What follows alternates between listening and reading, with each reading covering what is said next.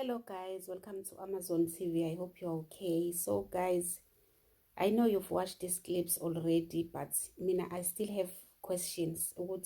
How can a foreigner leave his country and go to another country to hijack a land, to hijack buildings, to high-rise, tall buildings, mansions in suburbs, and it's just as if it's normal in this country? Can you go to Botswana, Swaziland, or Zimbabwe and do all these things that foreigners are doing in this country? Can a law of Botswana allow this to happen? Can you even try to hijack two room in Botswana? I don't think so. But in South Africa, everything is just, I don't understand. And this habits of South Africans, we can see our country is no longer safe. Foreigners are taking over everything. So this habits of going to holidays and leave your house alone like that, we have to change that. We have to be very careful, because we can see our country is lawless. Our country does not have a government. We don't have leaders. Make sure that you guard your property by yourself. Make sure the security is there. You pay about ADT. You inform your neighbors if you are going somewhere, because it's no longer safe in this country. Remember, if you come back, then you find these people there, whether it's your land or your building. You cannot remove them. You cannot evict them, because the law will not allow you. The law is allowing them to move in, but the law is not allowing them to move out. You will be charged if you are trying to force them out of your house, to evict them without the eviction, whatever, permit to evict them. And if you evict them, you must know that you are taking them to somewhere. You are giving them an alternative place for them to stay. Just imagine, what kind of a country is this? Imagine.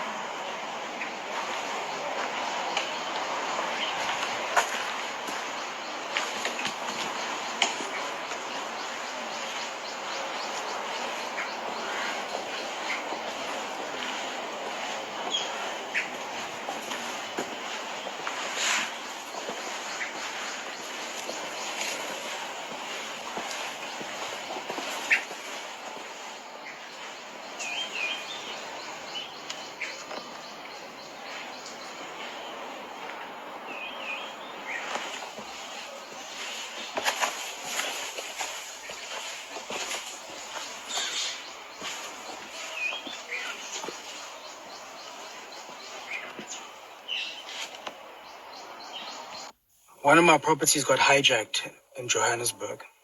So this particular house I bought about 2 years ago now. And I bought it, everything was fine. It was actually fully tenanted as well. And over time, the tenants would complain about the wiring, the plumbing, just the general maintenance of the building. So I opted to then do renovations. So as we're planning to do renovations, the tenants obviously left, so the house remained empty. So this was fine, but after a while, didn't have the funds to actually do the renovations there and then. So the house stood empty and it was dark as well for the period that it stayed for. So one day I get a call from a councillor of the area, says people coming in and out of the house, you must hurry up and actually start doing whatever you plan to do. A couple of weeks also went by after that. And then my ex-tenant, who would often walk up and down the street because he actually moved to a place that was pretty close, then spotted an old person staying in the house with 4 dogs. So this was obviously concerning. It's like no one should actually be in that property. And so I sent somebody over, my agent, and she assessed the area and realized that somebody is actually attempting to hijack this property. So fast forward, we get to a point where we start engaging with this old person, and he then gave us a number of somebody that he assumed actually owned the house. So we engaged the person whose number that we received. He basically starts making threats. He's like, whatever you guys are trying to do, just let it be. This is my property, it's not your property. So I'm confused, like, who's this person? So this escalates, and eventually I had to bring in a private security company to evict this person, number one. So we brought the SPC, took the dogs out, and then we had to evict this person. And then this person that we were speaking to then comes and confronts us at this point. He's making threats. The private security company is obviously saying, like, relax. And it becomes a back and forth over a couple of days. We had to go to the police to basically get some sort of restraining order against this person, so this person can't come to the property. But eventually this was resolved. But in all of this, I think people should just be careful. Like, I've heard that Joburg South specifically, there's been people hijacking buildings, hijacking property. And this person, from the sound of it, because he kept saying, I have like 1,000 properties in this area, this is also going to be one of them.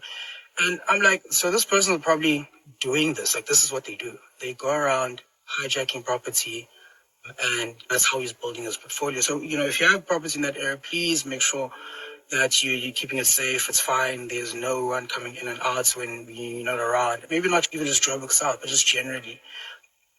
I don't know. At this point, we're becoming very much a lawless country, because things like this shouldn't actually be happening in South Africa.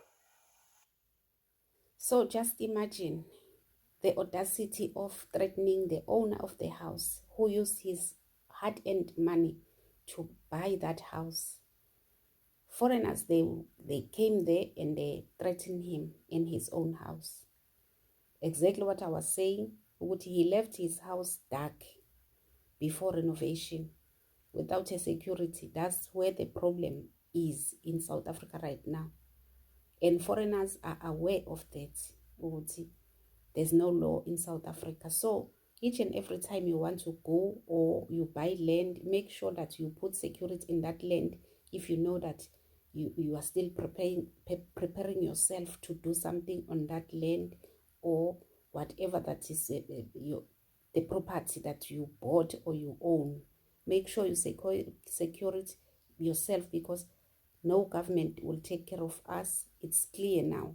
Look at the churches. These people, they are hijacking lands in South Africa, building massive churches, and us as South Africans, we go flock into in those churches to pay, not other nations, but us as South Africans. We are the ones supporting these churches of charlatans who are building churches everywhere, hijacking buildings. Even you will ask yourself, what kind of a man of God that will come and do these things in a foreign land? Is this one even genuine? Because I don't believe ukuthi umfundisi, a true man of God, can just go around hijacking buildings, hijacking lands, especially in other countries. And you, as a congregation, as a member of the church, you believe ukuthi lo muntu is leading you to endaweni a glorious place ezulwini. Umuntu owenza all the, even if you are inside, you see how this person is demanding money from you until you become broke, but you are still supporting that person. We have our own churches in South Africa. We have our old churches have been here even before we were born. We are no longer going there to support. It's not to support, even to like just to go and praise God there, because it's not about money in our own churches, in old churches. It's just to go there and worship God.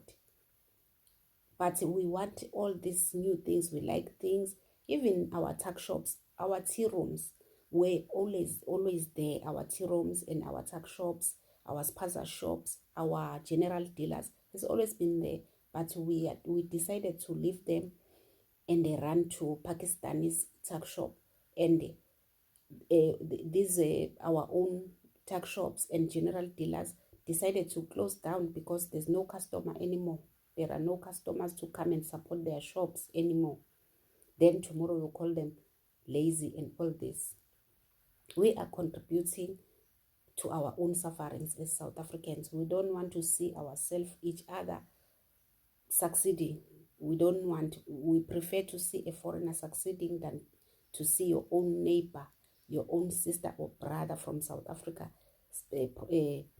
prosper. You prefer to take that glory to another person who is not from here. I don't know why we are like this.